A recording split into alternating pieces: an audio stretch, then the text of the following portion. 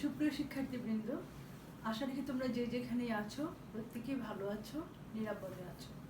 তোমরা আমার শুভেচ্ছা এবং শুভকামনা গ্রহণ করো।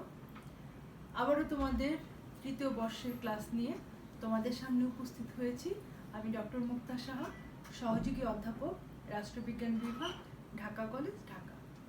তোমরা সকলেই খুব ভালো করে জানো যে আমি তোমাদের তৃতীয় বর্ষে যে পেপারটি পড়াই সেটা হলো gender and politics in Bangladesh. আমরা ইতোমধ্যে অনেকগুলো ক্লাস নিয়ে ফেলেছি। আশা রাখি আমি প্রতি ক্লাসে যে মেসেজটা তোমাদের দিতে চেষ্টা করি যে তোমরা আপডেটেড থাকবে, যে ক্লাসে যেটা পড়ানো হচ্ছে যে টপিকটা, সেই টপিকটা তোমরা ক্লাসে আমরা জাস্ট একটু গাইডলাইন দিচ্ছি মাত্র। মানে নর্মাল শিক্ষা কার্যক্রম চালু থাকলে যেভাবে ক্লাসের মধ্যে ইন্টারেকশনের মধ্য দিয়ে আমরা একটা ক্লাস সম্পন্ন করতে পারি, সেটা যেহেতু সম্ভব হচ্ছে না, বিকল্প যতটুকু পারছি এটুকুই তোমরা ইতিবাচকভাবে যদি ব্যবহার করো, কাজে লাগানোর চেষ্টা করো, আশা রাখি এখান থেকে তোমরা সুফল পাবে।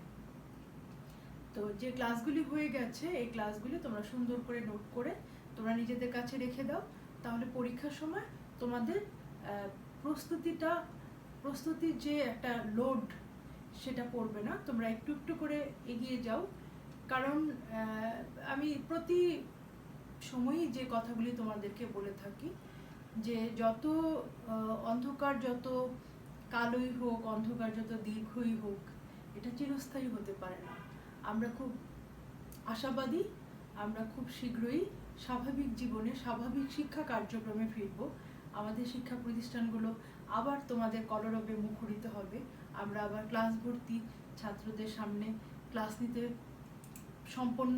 ক্লাস সম্পন্ন করতে সক্ষম হব, সেই আশাবাদ ব্যক্ত রেখে সেই সুদিনের প্রতীক্ষা করে আমি আজকের ক্লাস শুরু করছি। যে কথাটি বলছিলাম যে আমি তোমাদেরকে বলেছি যে জেন্ডার অ্যান্ড পলিটিক্স, এই যে জেন্ডার অ্যান্ড পলিটিক্স, এটা আগে যে উইমেন পলিটিক্স হিসেবে এই পেপারটার নাম ছিল, নামকরণটা চেঞ্জ হয়েছে। এই যে জেন্ডারই বলি বা লিঙ্গ, সেটা কর্মের কাজের পরিধির ভিত্তিতে বা কাজ দ্বারা সমাজ মানুষের দুটো ভাগে আমরা মানুষকে ভাগ করতে পারি, এক হলো পুরুষ আর এক হলো নারী। তো সমাজ এই পুরুষ নারী কর্মের ভিত্তিতে যে বিভাজনটা করেছে সেটাই হলো লিঙ্গ। তাহলে বিষয়টা কি দাঁড়ালো যে আমরা এই যে নারী ও রাজনীতি যে বিষয়টা বা নারীদের নিয়ে এত কথা এত বিষয়, তাহলে এই নারী কেন পুরুষ নিয়ে আলাদা কোনো পেপার নেই, পুরুষ নিয়ে আলাদা কোনো আলোচনা নেই। সবসময় সমাজের একটা পিছিয়ে পড়া অংশ তোমরা সবসময় মনে রাখবে যে কথাগুলি আমি বলি সে কথাগুলি তোমরা একটু, আমি আশা করব তোমরা একটু ভেতর থেকে বিষয়গুলোকে একটু চিন্তা করবে, ভাববে, পড়াশোনা করবে। কারণ হলো এই পেপারটা পড়ে তোমরা অনেক নাম্বার পেতে পারো, অনেক ভালো রেজাল্ট করতে পারো, কিন্তু আমি চাই যে তোমরা একজন মানুষ হিসেবে, একজন সচেতন নাগরিক হিসেবে, এক মানব সত্তা হিসেবে যে মানবিক দিকগুলি, যে নারী পুরুষ আলাদা করে দেখে নারীকে ছোট করে দেখা বা তার প্রাপ্য সম্মান থেকে তাকে বঞ্চিত করার মধ্যে একজন মানুষের কোনো কৃতিত্ব নেই। একজন মানুষের কৃতিত্ব সেখানেই যার যতটুকু সম্মান, যার যতটুকু প্রাপ্তি, সেই প্রাপ্তিটুকু তাকে সঠিক ভাগটা দেওয়া। তাহলে এই যে আমরা নারীর পিছিয়ে পড়া অংশকে নিয়ে, পিছিয়ে পড়া অংশ কেন বলছি, তোমরা সমাজের দিকে তাকিয়ে দেখো, অ্যাট এ গ্লেন্স মনে হবে যে না, সব ক্ষেত্রেই তো নারী, একদম সমাজের সর্বোচ্চ স্তর থেকে একদম সব ক্ষেত্রে আমরা নারীদের অবস্থান দেখতে পাচ্ছি, নারীরা ভালো অবস্থানে সেটাও দেখতে পাচ্ছি, কিন্তু এটা সার্বিক চিত্র নয়, এটা একটু পার্শিয়াল চিত্র, সমাজের একটা একাংশের চিত্র আমরা দেখতে পাচ্ছি। আমরা এখনো কৃষিজীবী সমাজ, আমাদের কৃষি প্রধান দেশ, আমাদের কৃষানীদের কথা যদি একবার ভাবো, তোমরা যদি একবার গ্রামের চিত্রগুলি দেখো, আমরা অধিকাংশই গ্রাম থেকে এসেছি বা মফস্বল থেকে বা মফস্বল শহর থেকে, যেটাই আমরা বলি না কেন, আমরা যদি আমাদের রুটে ফিরে যাই, আমরা যদি আমাদের শেকড়ের দিকে তাকাই, তাহলে আমাদের মায়েদের চরিত্রগুলি কি দেখব, যে একদম ভোর থেকে রাত পর্যন্ত তারা নিরলসভাবে পরিশ্রম করে যাচ্ছে, কিন্তু তাদের কোনো আর্থিক মূল্যায়ন নেই। তারা দিন শেষে তার স্বামী হোক, প্রথমে মেয়েরা নির্ভর থাকে বাবার উপর, এরপর স্বামীর উপর, এরপর সন্তানের উপর। এই জন্যই সমাজে এখনো আমাদের সমাজে ছেলে এবং মেয়ের মধ্যে এতটা পার্থক্য। একটা মেয়ে হলে একটা বাবা মা মনে করে যে এই মেয়েটা আসলো, আমার একটা দায়িত্ব বাড়লো, একে বড় করতে হবে, একে বিয়ে দিতে হবে, কেমন হবে সেই বিয়ে ইত্যাদি ইত্যাদি নানা রকম। মেয়ে তো আর আমাদের জন্য কিছু করবে না। আর ছেলে হলো নির্ভরতার একটা জায়গা। সেই ছেলে বড় হয়ে যাই হোক সেটা সময় বলে দিবে।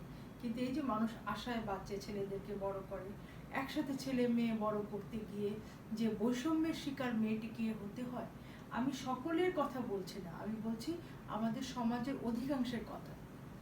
এই কথাগুলি তোমরা উপলব্ধি করবে। এখন একটা এই করোনা আমাদেরকে আবার আমাদের শেকড়ে ফেরত নিয়ে গিয়েছে। আমরা অনেকেই এখন আমাদের পরিবারের সঙ্গে যে সময়টুকু কাটাতে সক্ষম ছিলাম না, সেই সময়টুকু কাটাতে পারছি। এতে অনেক ধরনের নেতিবাচক অনেক ধরনের সমস্যাও তৈরি হচ্ছে কোথাও কোথাও, কিন্তু এটাকে যদি আমরা পজিটিভলি বা ইতিবাচকভাবে যে যতটা নিতে পারি, তারাই আমরা সুফলটা বয়ে আনতে পারবো। এই যে পরিবারের সাথে একাত্মতা, ঘনিষ্ঠতা, তোমরা ভেবে দেখো যে তোমরা কতদিন পরে এতদিন বাবা মা পরিবারের সঙ্গে থাকলে, আবার সবকিছু স্বাভাবিক হয়ে গেলে তোমরা আবার কতদিন পরে এরকম করে থাকতে পারবে। কাজে এই সময়টা হতাশা নয়, নেতিবাচকতা নয়, আমরা ইতিবাচকভাবে সবকিছু সদ্ব্যবহার করার চেষ্টা করব। সবকিছু মিলিয়ে আমরা সময়টাকে যদি ইতিবাচকভাবে ব্যবহার করতে পারি, তাহলে কিন্তু আমাদের সময়ও ভালো কাটবে, আমাদের পড়াশোনাও হবে, পরীক্ষার প্রস্তুতিও হবে এবং পারিবারিক বন্ধনও দৃঢ় হবে। তো আমি যে কথাটা বলছিলাম যে এই যে একসাথে বাবা মা সন্তানদের ছেলে মেয়ে বড় করতে গিয়ে নিজের মানে জেনে বা না জেনে এই যে বৈষম্যের মধ্য দিয়ে ছেলে মেয়েদেরকে বড় করা হয়, এখান থেকে তো মেয়েরা হীনমন্য হতে থাকে।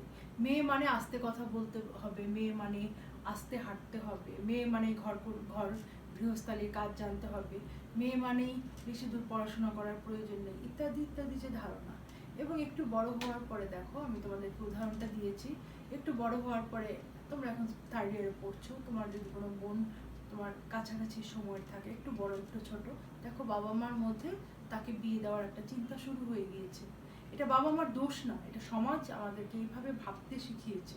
কিন্তু কই, তোমার বিয়ে নিয়ে তো এখনো কেউ ভাবছে না, কারণ তুমি এখনো পড়াশোনার মানে মাঝ পথে আছো, তোমার আরো অনেক দূর যেতে হবে, পড়াশোনা শেষ করবে, চাকরি বাকরি করবে। তাহলে কেন সেই মেয়েটি নয়, কেন মেয়েটিকে বিয়ে না দিয়ে আমরা নিজের পায়ে স্বনির্ভর করার চিন্তা করছি না? এই বিষয়গুলি যদি তোমরা একটু ভাবো, তোমরা একটু তোমাদের পরিবারের পরিবর্তন আনতে পারো, যে না, আমার বোনটাকে আমরা পড়াশোনা শেষ করে তাকে একটা তার যোগ্যতা অনুযায়ী একটা কাজ করবে, এরপর আমরা বিয়ের কথা ভাববো।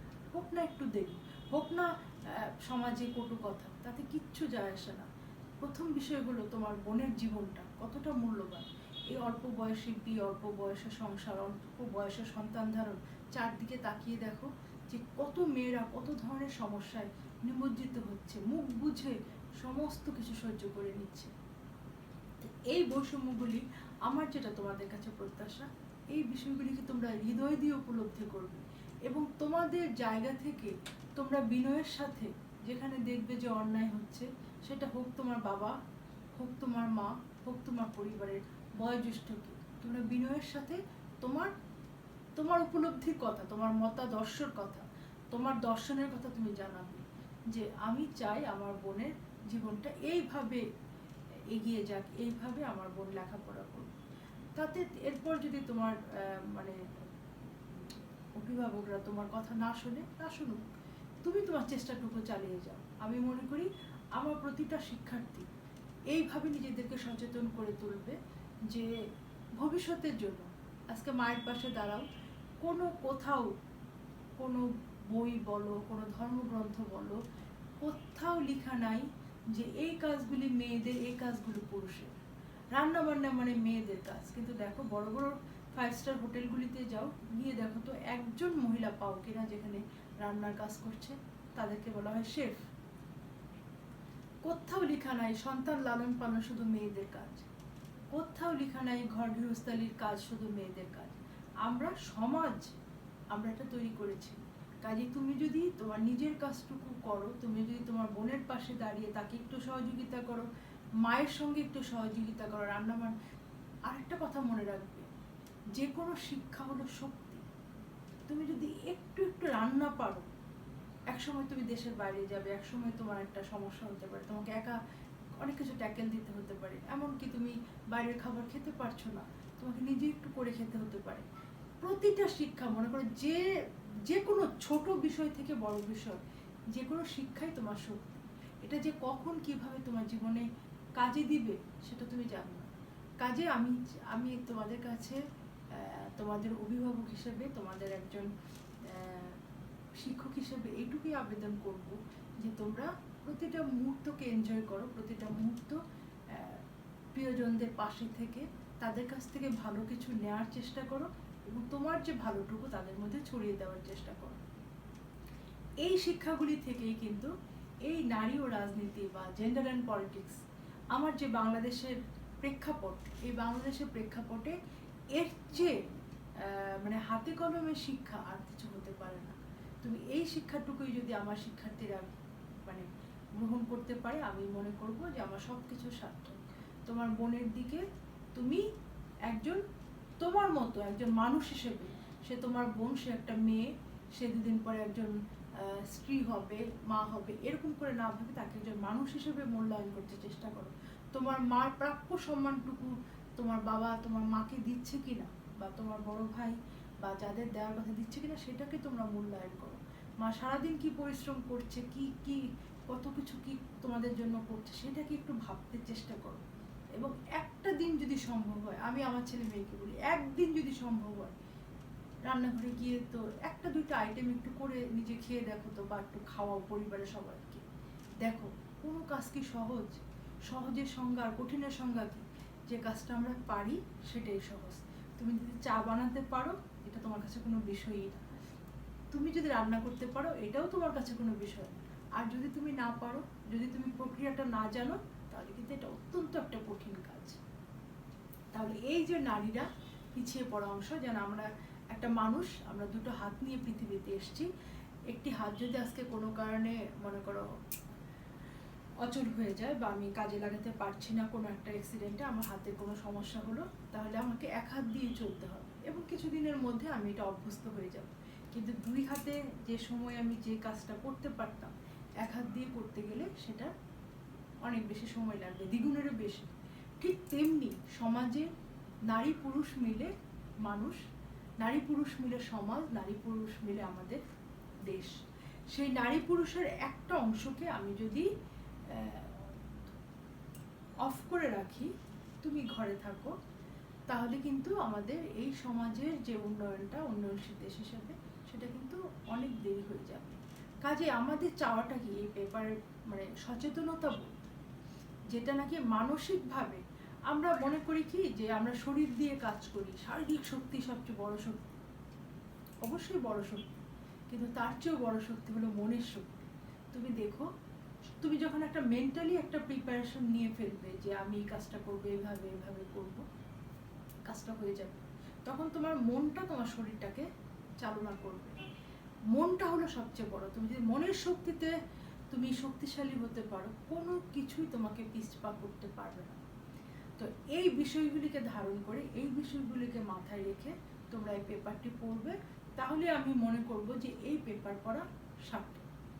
তো আজকে আমি যে টপিকটি, এর মধ্যে অনেক টপিক আলোচনা করা হয়ে গেছে, আশা রাখি তোমরা প্রত্যেকেই আমার কথা মেনে চলছো, সেই বিষয়গুলো তোমরা মানে সুন্দর করে যত্ন করে তৈরি করে ফেলেছো।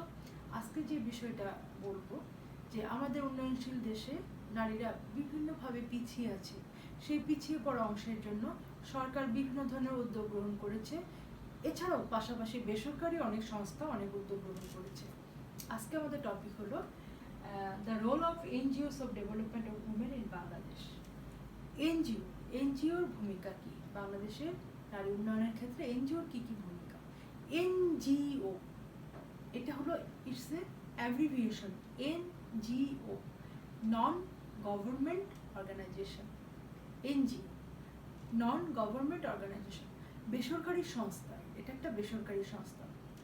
একটা উন্নয়নশীল দেশে তোমার ব্যক্তি হোক, একটা সংগঠন হোক, দেশের বা বিদেশের অর্থ সাহায্য নিয়ে স্বেচ্ছাসুলভ, মানে কোনো ধরনের কোনো কিছু প্রত্যাশা করে না, স্বেচ্ছাসেবী হিসেবে, তোমরা জানো স্বেচ্ছাসেবী কারা, যারা স্বেচ্ছায় শ্রম দিয়ে মানুষের পাশে দাঁড়াতে চায়, সেটা যে কোনো ধরনের বঞ্চিত মানুষ হোক বা যে কোনো পেশার মানুষ হোক, যে কোনো মানুষের পাশে একটা যে পিছিয়ে পড়া অংশের পাশে যখন দাঁড়াতে চায়, তখনই হলো স্বেচ্ছাসেবী একটা সংগঠন।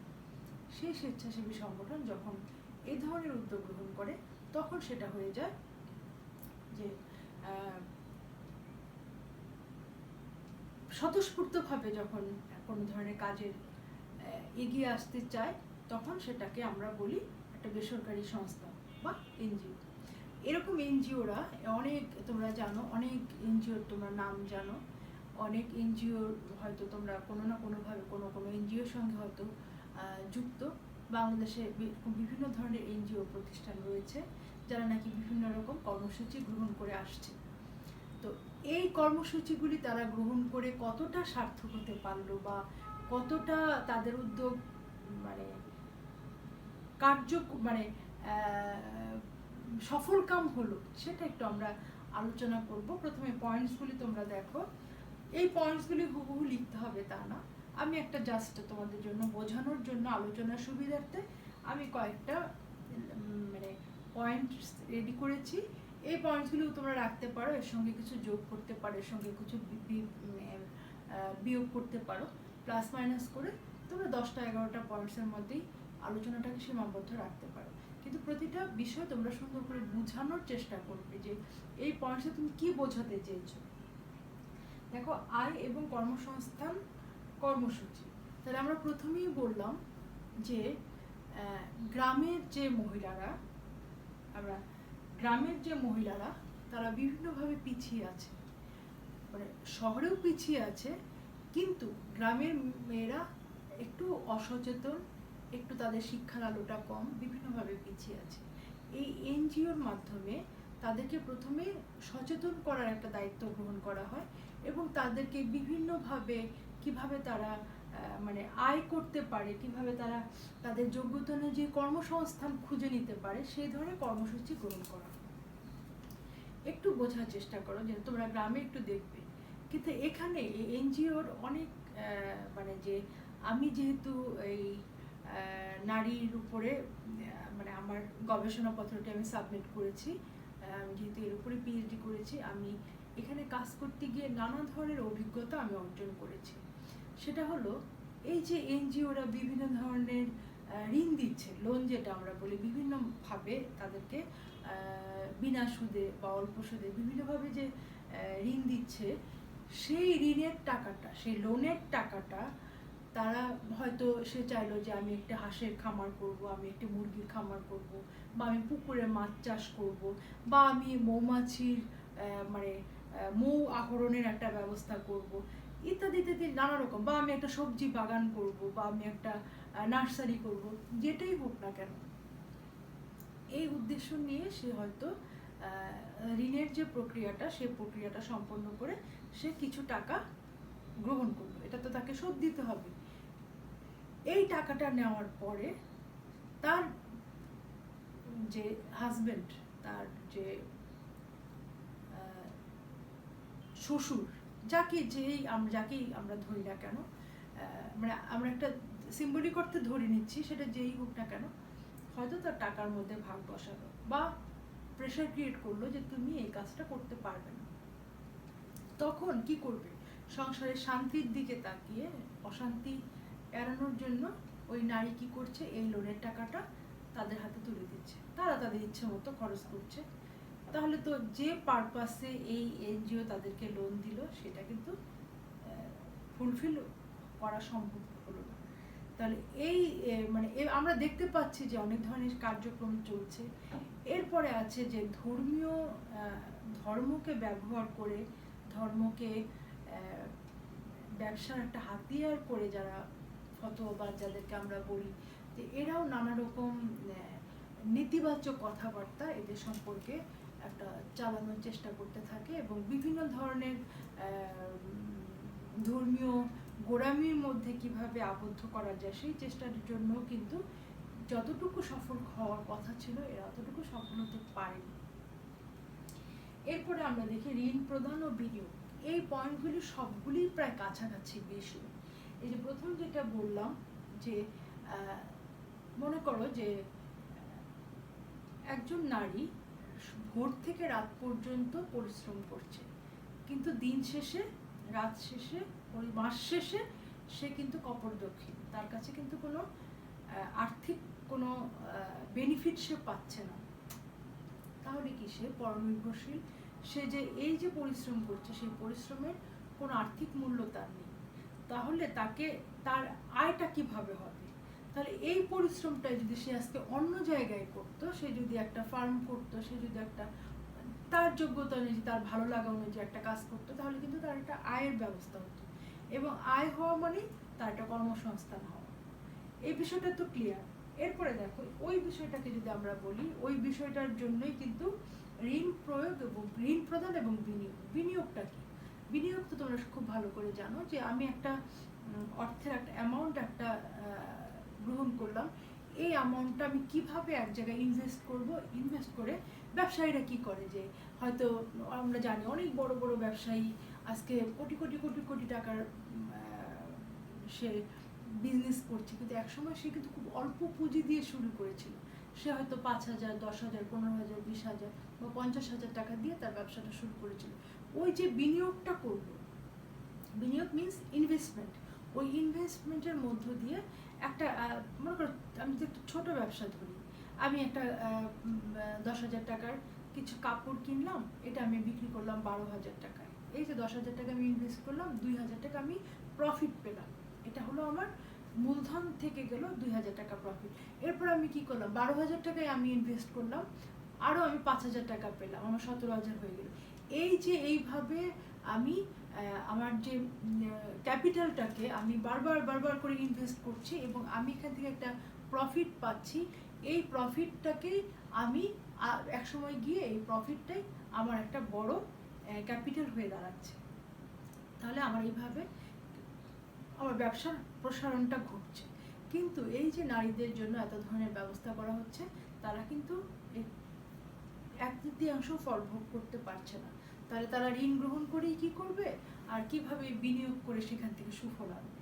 তবুও আমাদের চেষ্টা চালিয়ে যেতে হবে, আমাদের আশা নিরাশ হলে চলবে না। এভাবেই কিছু না কিছু তো হচ্ছে কাজ, সেটাই বা কম।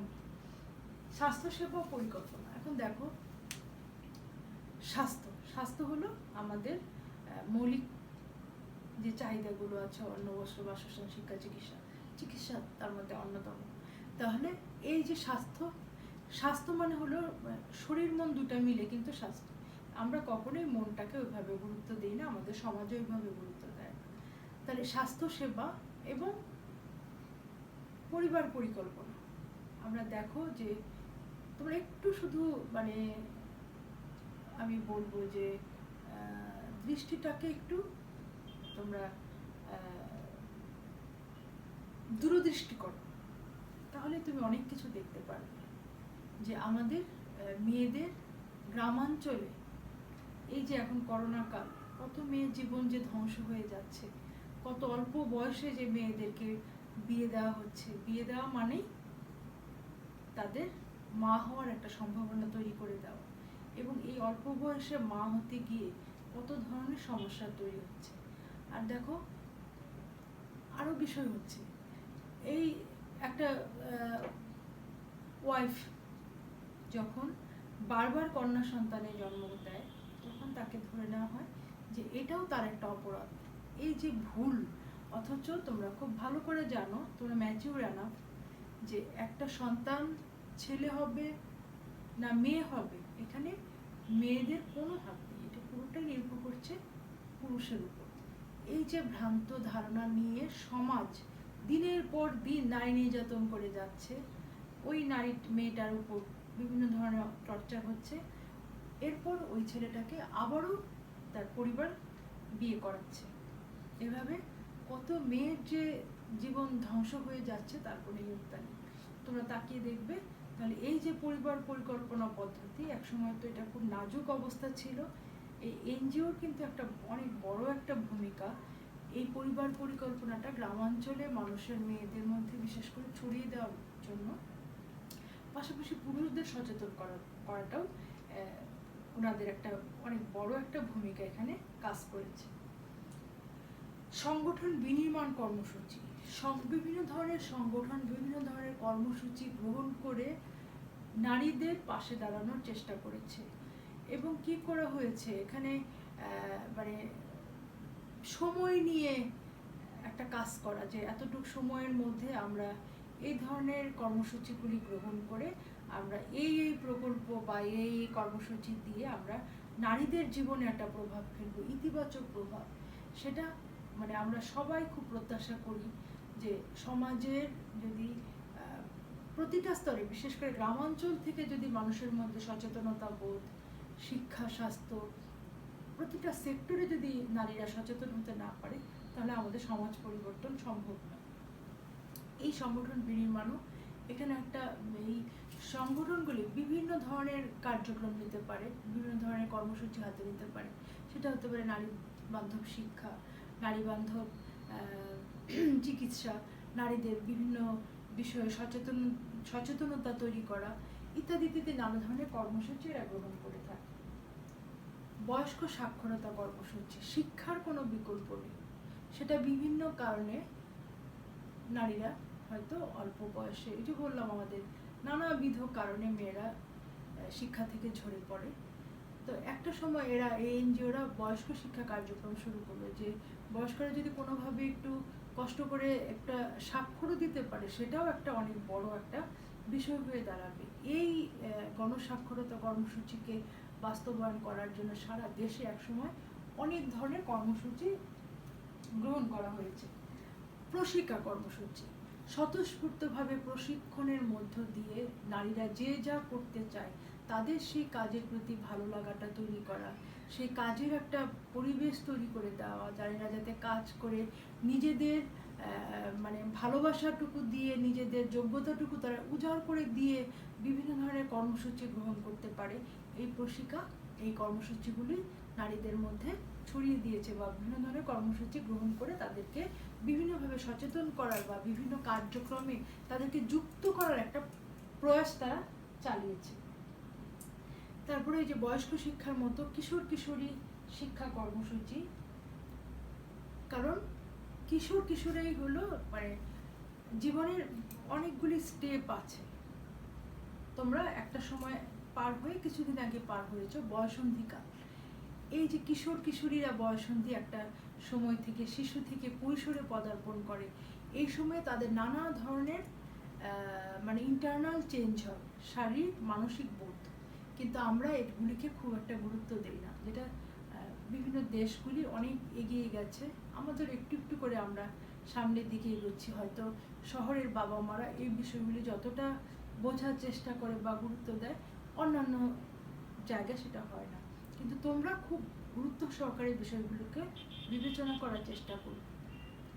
এই কিশোর কিশোরীদের এই সময়টা জীবনের সবচাইতে গুরুত্বপূর্ণ সময়ের অন্যতম একটা, সব সময় গুরুত্বপূর্ণ, কিন্তু এই যে স্টেপটা, এই স্টেপে তার যে বিভিন্ন ধরনের যে শারীরিক পরিবর্তন, মানসিক পরিবর্তন, এবং এই সময়ে অভিভাবকরা এবং কাছের মানুষজন তাদেরকে কিভাবে সাপোর্ট দিবে, কিভাবে তাদের সহযোগিতা করবে, এটার উপরে তাদের সেই বোল্ডনেসটা, চারিত্রিক দৃঢ়তাটা কিন্তু তখন তৈরি হয়।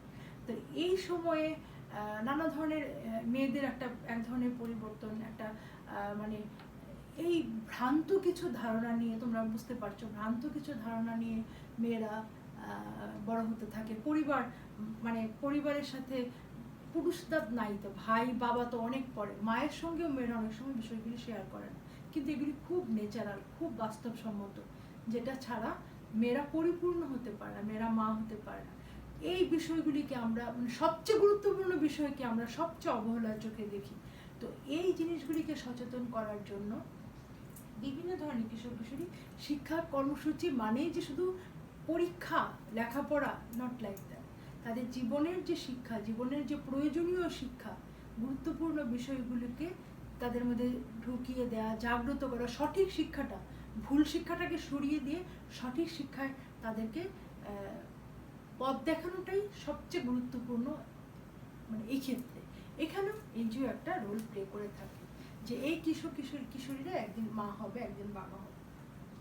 এরপরে পরিবেশ সংরক্ষণ, কারণ পরিবেশের উপর অনেক কিছু নির্ভর করছে। তোমার যদি ঘরটা তোমার যাই থাকুক সামর্থ্য অনুযায়ী, সেই ছোট একটা কুড়ে ঘরই থাকুক, একটা বিরাট প্রাসাদই থাকুক, তুমি যদি ঘরটাকে এলোমেলো করে রাখো, তোমার যদি ঘরের এখানে সেখানে ময়লা আবর্জনা, অস্বাস্থ্যকর জিনিসপত্র থাকে, তাহলে কিন্তু তুমি কখনোই সুন্দর করে স্বাস্থ্যসম্মতভাবে তুমি জীবনযাপন করতে পারবে না। ঠিক তেমনি আমরা যে পরিবেশে বড় হচ্ছি, সেই পরিবেশটাকে সংরক্ষণ করা, সুন্দর করে রাখার, গাছপালা কতটুকু থাকবে, কতটুকু আমরা বায়ু দূষণ রোধ করতে পারি, এই যে সংরক্ষণের যে পরিবেশ সংরক্ষণের যে কর্মসূচিগুলি, এখানেও মানে একটা বিশাল রোল প্লে করে এনজিও। এবং এই পরিবেশের উপরই কিন্তু মানে নারী পুরুষ উভয়ই এখানে থেকে উপকার পাচ্ছে, যদিও এখানে নারীদের কথাই বিশেষভাবে বলা হয়েছে। এরপরে গণসাংস্কৃতিক কর্মসূচি। সংস্কৃতি একটা সমাজের খুবই গুরুত্বপূর্ণ বিষয়। আমরা জানি যে আমাদের এই যে বাংলাদেশের প্রেক্ষাপটে আমাদের পেপারটা আলোচনা করা হচ্ছে, সমস্ত কিছুর মূল্যে যত আমরা যদি পেছন দিক থেকে শুরু করে বর্তমানে যত আন্দোলন কর্মসূচি, যত ধরনের প্রতিবাদ প্রতিরোধ হয়েছে, আমাদের সংস্কৃতি, আমাদের মানে ঐতিহ্য, আমাদের যে তোমার কি বলবো প্রাতিষ্ঠানিক বিষয়গুলো দাঁড়িয়েছে, সেগুলি খুবই গুরুত্বপূর্ণ বিষয়।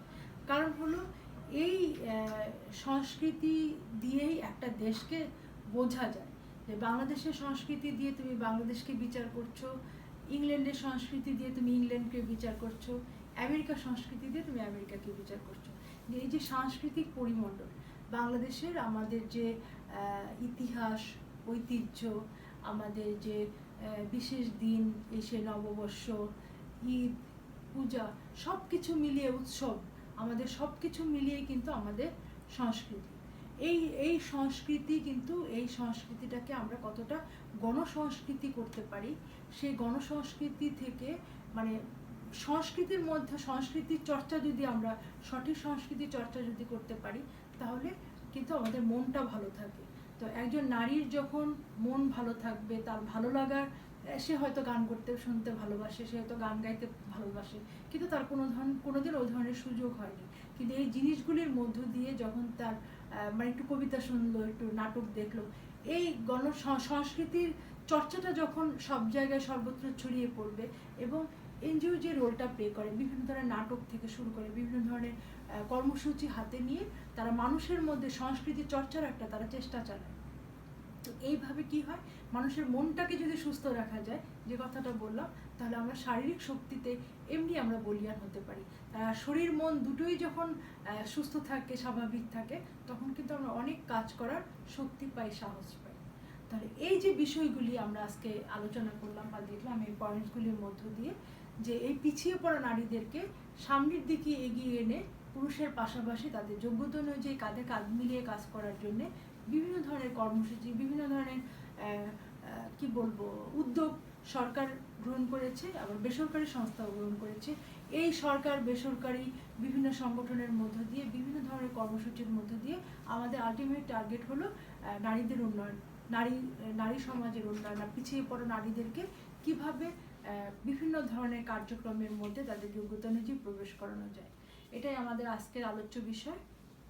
আমি আশা রাখি এটা খুব কঠিন কোনো আলোচনা না। আমি চেষ্টা করেছি আমার মতো করে তথ্য উপাত্ত দিয়ে তোমাদের সামনে সহজভাবে উপস্থাপন করতে। বারবার যে কথাটা বলি, যে এত অল্প সময়ে অনেক কিছু হয়তো আলোচনা করা সম্ভব হতো সামনাসামনি ক্লাসে, যেটা এখন সম্ভব হচ্ছে না। তোমাদের মুখগুলি আমি দেখতে পাচ্ছি না, তোমরা কতটুকু বুঝলে, কতটুকু ভালো লাগলো, সেটাও আমি আন্দাজ করতে পারছি না। কাজেই এখন যেটুকু পারলাম সেটুকু চেষ্টা করলাম। বাকিটা তোমরা একটু নিজেরা ক্লাসটা করে, নিজেরা কয়েকটা বই নিয়ে এই প্রশ্নটা যেন পরবর্তীতে আর রেখে দিবে না, এটা তোমরা সুন্দর করে তৈরি করে রেডি করে তোমরা একটা আয়ত্ত করে ফেলবে, তাহলে তোমাদের কিছু জমে থাকবে না। তো আমি আশা রাখি তোমরা আমার কথাগুলো খুব মনোযোগ সহকারে শুনেছো এবং সেইভাবে তোমরা কাজ করবে। তো সকলেই খুব ভালো থাকো, নিরাপদে থাকো, পরিবারের পাশে থাকো। শুভরাত্রি।